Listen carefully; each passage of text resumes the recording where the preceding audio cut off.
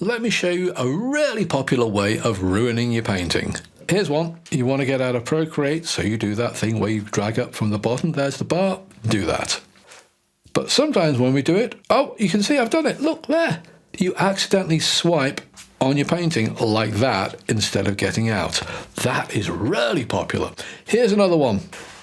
You're in like this and you do a quick pinch to zoom to fit like that.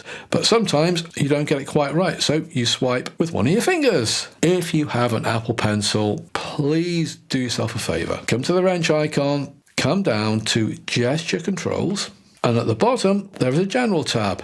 Enable painting with finger, and oh please, turn it off. Now, I'm rubbing the surface of my iPad with my finger and nothing.